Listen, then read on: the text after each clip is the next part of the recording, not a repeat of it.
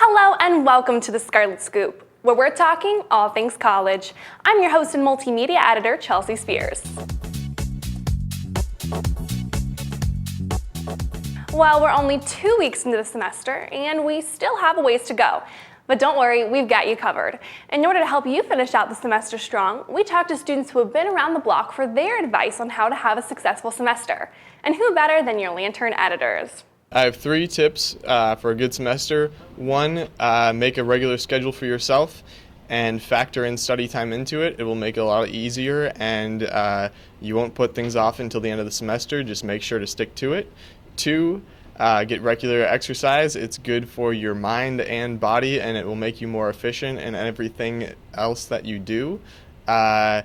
And 3, do not do drugs. I would say definitely just finding a system that helps you stay organized and stay on top of everything. Like, for example, I use my plan book and I write down all my deadlines for the stories I work on and also homework and everything. So I think just planning ahead and making sure that you're on top of things before it gets too late and you're kind of freaking out towards the end of the semester. It always helps to know what's coming up next.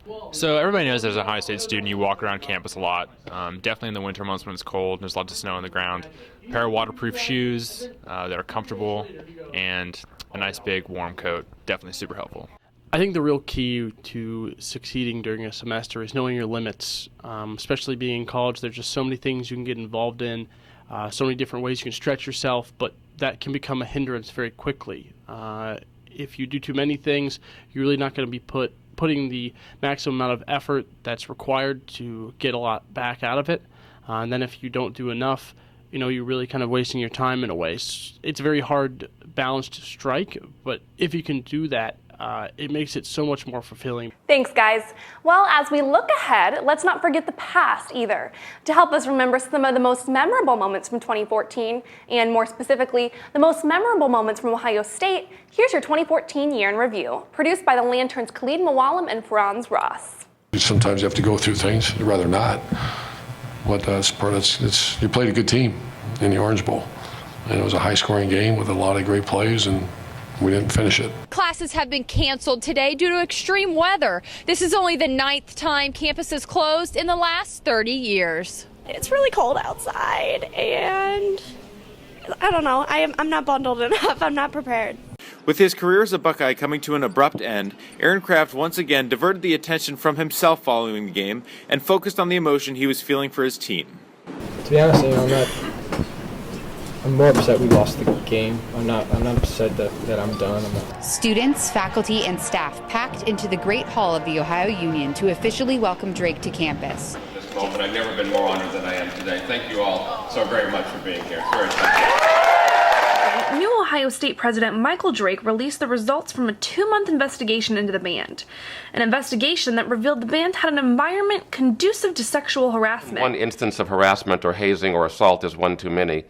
And though we are not alone among campuses across America facing these serious issues, this is our home and our responsibility. That the report was flawed, biased. I believe that there was an intention to write the report with an end result in mind. Where do the Buckeyes go from here? Following the news of a season-ending shoulder injury to senior quarterback Braxton Miller. Quarterback's an important cog, but that's exactly what it is. It's a cog. It's not the team. 14 plus terabytes of data and close to 30 million files. Carmageddon cripples campus. The cause of the file corruption is unknown, but steps were immediately taken to address and fix the problem. However, the large size of Carmen has delayed its resolution. Well, Franz, I think we'd be absolutely remiss if we did not end this show with the video of Ohio State strength coach Anthony Schlegel laying a smackdown on a student who ran out onto the field at Ohio Stadium on Saturday. Now, while that's rolling, I have one question for you. Could you take a hit from Anthony Schlegel? At 2:30 p.m. on Sunday afternoon, Columbus police received a call reporting a dead body. Preliminary investigation is showing that he died from what appears to be a self-inflicted gunshot wound. Dinner with him a couple times, and it just was such a short period to spend with him. I'm just kind of think of what would Coastal want, and exactly he wants a championship. First play of that fourth quarter, the record-setting crowd at Ohio Stadium was silenced as Barrett was tackled but did not get up and was instead carted from the field with a cast on his leg. I heard him yell, and I went over to help him up, and when I went over, I saw his ankle, and it wasn't pretty, and I just, told him, you stay down, stay down. Led by third-string quarterback Cardale Jones, who was making his first start for the Buckeyes, Ohio State raced out to a 38-0 lead by halftime, thanks in large part to Jones's 211 yards and 2 touchdown passes in the first half. All I can speak to is I've been around teams that have competed and won national championships, and this team, the way it's playing right now, is one of the top teams in America.